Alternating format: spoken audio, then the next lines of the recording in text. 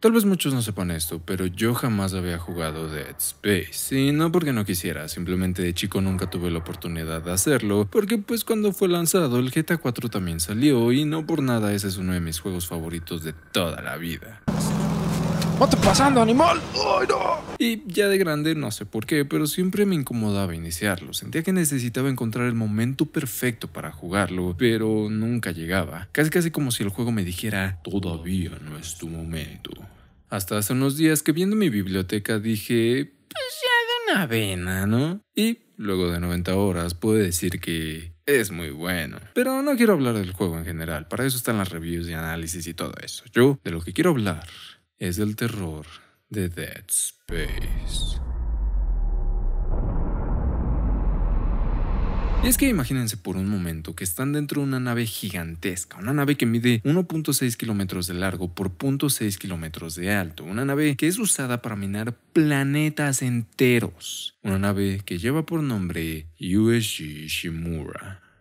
Cuando la gente habla de Dead Space o de su terror, casi siempre es los necrófagos esto, la neología lo otro, pero nunca he escuchado a la gente hablar de la nave en sí. En parte lo entiendo, no es como que sea un personaje principal o una pieza clave en todo lo que está pasando, sino que simplemente es una nave que de pura chiripada dio con este lugar. De hecho, durante mi primera partida ni siquiera le puse mucha atención. Pero después de jugarlo múltiples veces, empecé a ver los entornos, comencé a entender cómo es que la gente vivía aquí, cómo es que funcionaba todo antes de la tragedia. Y digamos que el lugar, sin tener en cuenta los necromorfos o los cultos, da miedo. Y no hace falta mirar más allá que a los anuncios que hay esparcidos a través de todas las paredes. O sea, incluso en el ala médica hay un cuarto dedicado solamente a la regeneración de extremidades a través de fetos. Y dada la cantidad de incubadoras que hay aquí, no creo que el lugar haya sido conocido por su seguridad. Desde habitaciones sin barandales que tienen un propulsor trabajando en el centro, hasta una morgue ocupando todo un piso, la USG Shimura de seguro ya era un infierno desde antes de la invasión necromórfica.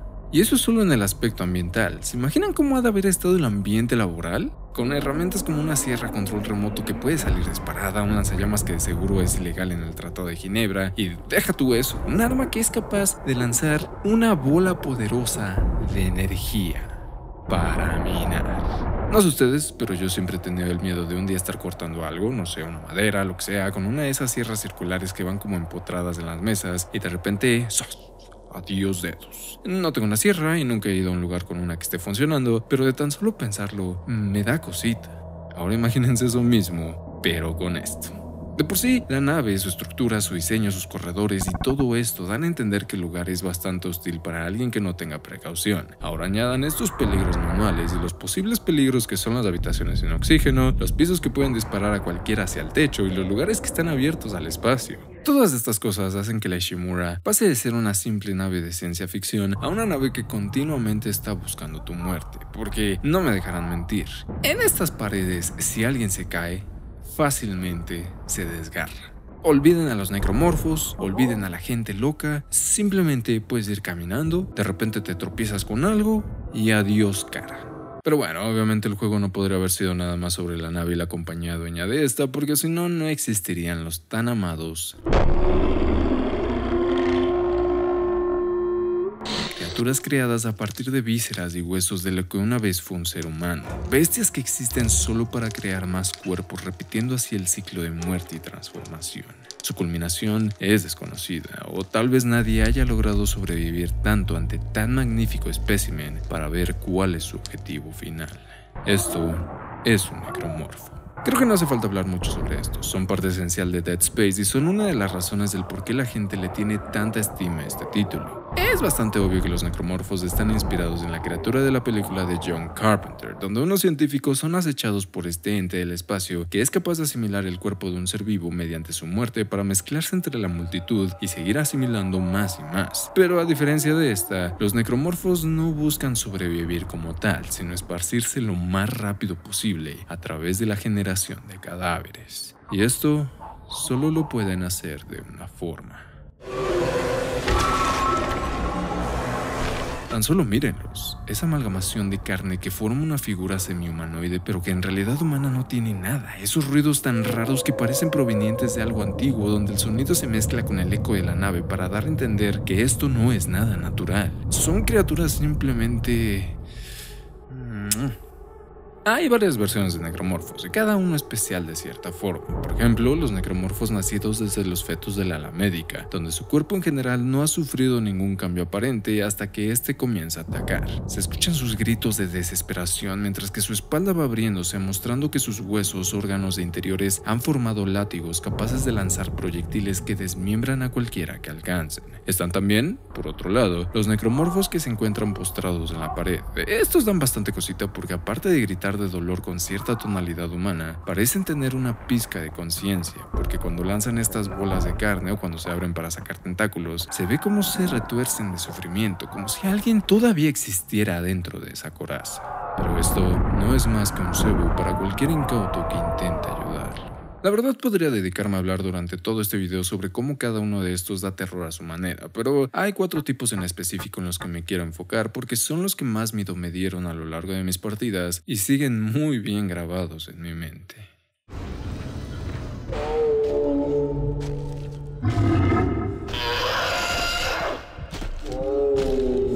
El divisor es un necromorfo que la primera vez que tuve que enfrentarme a él me dejó helado, no solo por su introducción donde Isaac entra a un corredor, ve a un vato arrastrándose hasta morir y de repente... Ese sonido es simplemente escalofriante. Una especie de necromorfo que hasta ese punto Isaac jamás había visto, con extremidades inhumanamente largas que vaga sin rumbo. Extrañamente, aunque parece no tener órganos en el torso, emite sonidos que solo podría describir como ballenescos. Esta cosa me sacó varios sustos, no solo por sus sonidos y su aspecto visual, sino que es uno de los enemigos más difíciles de matar de todo el juego. Y como decidí jugarla en la dificultad más difícil durante mi primera partida, ya se imaginarán mi estrés al ver que la técnica de desmembrar no era muy efectiva, que digamos. Y lo peor aún estaba por suceder, porque esta cosa, aparte de no poder ser derrotada de la forma convencional y aguantar un huevo de disparos, también tiene una habilidad que la hace mucho más terrorífica. Si hay una criatura que muestra esa inspiración tan marcada en la película The Thing, es esta. Lo más gracioso es que es uno de esos necromorfos que solo aparecen en el juego unas 2-3 veces, entonces ese estrés de encontrártelo nunca desaparece. Aunque ya en las siguientes partidas pierde un poco de magia porque siempre sale en los mismos lugares. Pero bueno, esto realmente aplica para casi todos los necromorfos, entonces pues X. Pero si hay algo que me da más miedo que una criatura que emite sonidos raros, es difícil de matar y vaga sin camino aparente, es una que me esté persiguiendo a lo largo del juego y que sea básicamente indestructible. De hecho, este es, creo que, una de las mecánicas que más me da miedo en un juego de terror. El sentirme acechado, sentirme inútil, sentirme como un ratón en un mundo de gatos.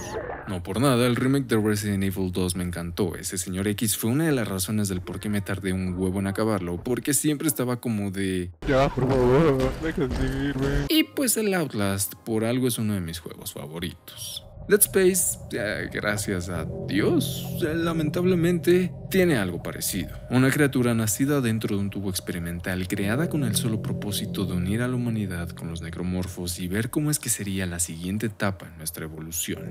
Es increíble cómo el hecho de hacer invulnerable a un enemigo es capaz de hacerme sentir esa desesperación de no saber qué hacer para sobrevivir. Y al juego le encanta usar esta idea, porque en varias zonas, mientras que Isaac combate contra este ser, las habitaciones están cerradas por completo y lo único que puedes hacer es desmembrar al monstruo y esperar que esto te dé tiempo suficiente para que puedas salir de ahí sin ningún rasguño. Es una sensación bastante estresante y me encanta.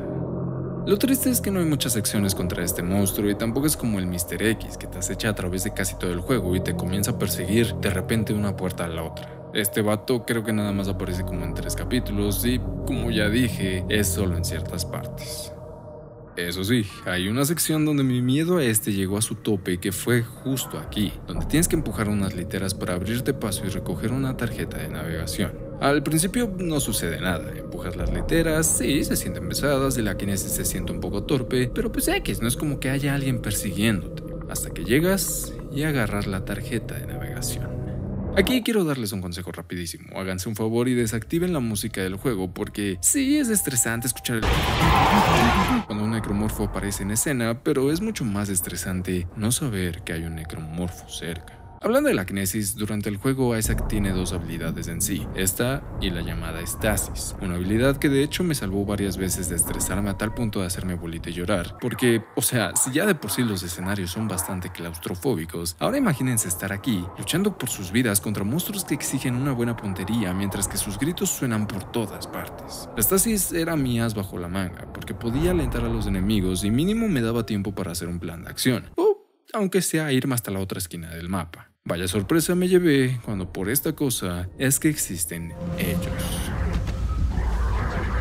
Silent Hillescos creo que es la forma en la que describiría a estos necromorfos, que se supone que son soldados que al transformarse sus reservas de estasis se mezclaron con ellos y por esto es que se mueven de una forma tan antinatural y súper rápida. Y si ya de por sí dan miedo por su velocidad cuando están solos, no se imaginan el terror que les tuve cuando escuchaba sus ruidos mientras estaba peleando contra otros necromorfos. Literal, dejaba de disparar e intentaba irme al otro extremo del cuarto para mínimo poder ver de dónde y cuántos venían hacia mí. Aparte, cuando los ves por primera vez es en una zona donde el terror a los entornos está en su mero mole. Entonces, además de preocuparme por la velocidad, también tenía que preocuparme de que no fuera a pisar mal por andar asustado corriendo por todos lados. Estos tres tipos de necromorfos causan un miedo bastante visceral, donde sus ruidos, sus movimientos, su velocidad, sus ataques, sus animaciones y todo lo que provenga de ellos logra asustar de una forma u otra. Pero hay una bestia que saca a relucir otro tipo de terror. Un terror más primitivo, un terror a lo desconocido. Un terror que muchos llamarían Lovecraftiano. Criaturas formadas por tantos cadáveres que alcanzan tamaños impresionantes donde el simple ataque cuerpo a cuerpo es imposible. Criaturas que muestran la capacidad que tienen los necromorfos para formar una entidad de magnitud indescriptible.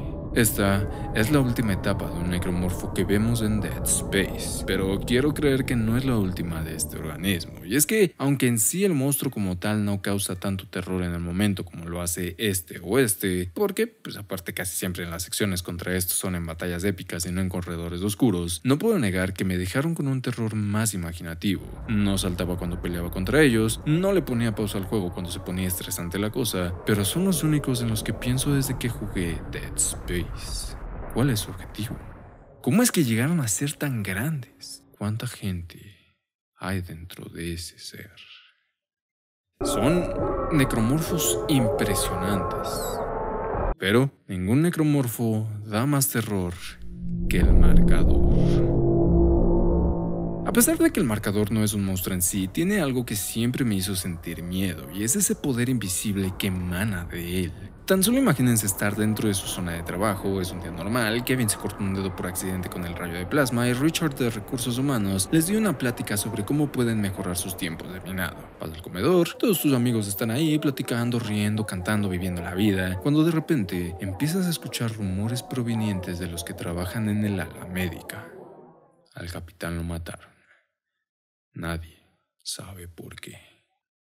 No les prestan mucha atención, pero durante la noche comienzas a escuchar ruidos que vienen de la ventilación, ruidos extraños que no se asemejan a nada que hayas oído antes. Te acuestas un poco intranquilo, pensando que debe ser algo relacionado con la nave. Al día siguiente, no ves ni un alma, pero a lo lejos escuchas risas. De seguro están tomando un descanso, piensas. Pero mientras más vas acercándote, rastros de sangre comienzan a aparecer en las paredes, en el piso, y las risas empiezan a transformarse en gritos de ayuda. Y al final del corredor, logras verlo. Los que antes eran tus amigos se han transformado en una criatura imposible de describir, mientras que otros están buscando la forma de escapar de la habitación y otros solo están ahí, rezando, riendo, perdiendo la cabeza ante tan inimaginable suceso. Este es definitivamente un miedo que a veces me mantiene despierto sudando frío, porque solo piénsenlo, un presidente, un astronauta, un buzo, quien sea que mande o haga exploraciones de lugares desconocidos, fácilmente podría traer algo con su persona que cause el colapso total de la humanidad como la conocemos y sin que sepamos qué fue lo que sucedió. Pero definitivamente, lo que más me da miedo del marcador es su capacidad de destruir la mente del individuo. Y es que los monstruos van y vienen, los puedes matar porque pues hay algo físico acerca de ellos. Pero la mente es ese enigma que tal vez nunca entendamos. ¿Cómo es que alguien puede olvidar toda su vida de un día para el otro? ¿Cómo es que alguien puede tener alucinaciones con algo que no está ahí? Escuchar voces que no existen, sentir sensaciones imposibles, verse a sí mismo diferente en comparación a cómo lo ven los demás.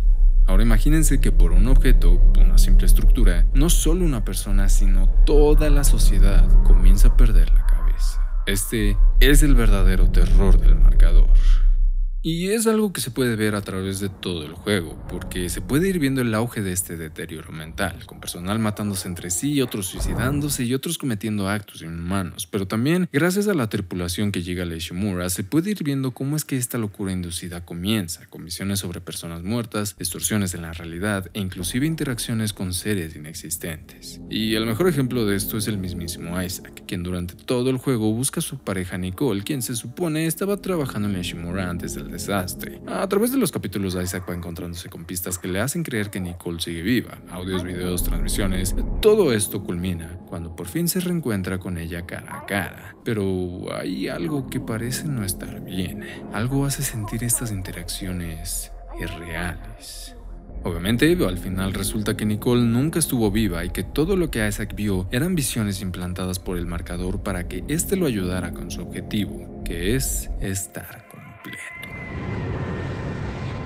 Y bueno, todo esto es sin tener en cuenta el hecho de que el marcador de Dead Space es solo una copia humana. O sea, afuera, en el espacio, se encuentra el marcador original. Y si esta copia es capaz de hacer todo esto, ¿de qué es capaz el verdadero? En un principio, muchas de las cosas que suceden en Dead Space parecieran haber sido un simple accidente. Ya saben, estar en el lugar incorrecto en el momento perfecto. Pero mientras Isaac se va adentrando más y más en la Ishimura, todo esto da un giro inesperado, porque la tripulación de la Ishimura no nada más sabía que en ese planeta se encontraba un artefacto de origen desconocido, sino que fueron ahí específicamente a recogerlo, disfrazando su misión como una simple expedición de minería. El tema de los cultos, sectas y religiones es algo que siempre me ha llamado la atención. La idea de que una sola ideología es capaz de mover a las masas a realizar actos buenos, malos e incluso ilegales, me parece muy de terror. Y más cuando algunos de estos tienen dentro de sus círculos a personas de poder. La familia Manson, Waco, la Puerta del Cielo, Nexib, los Hijos de Dios, la Orden del Templo Solar, el Templo del Pueblo, Rajanesh, el catolicismo, el islam, los masones, la cienciología. Estos son solo algunos ejemplos de estas agrupaciones que existen y siguen apareciendo a lo largo del mundo, y lo impresionante es que cada una de estas ha tenido de alguna forma algún escándalo. Violaciones, actos de terrorismo, estafas piramidales, suicidios masivos, tráfico de personas, pero aún así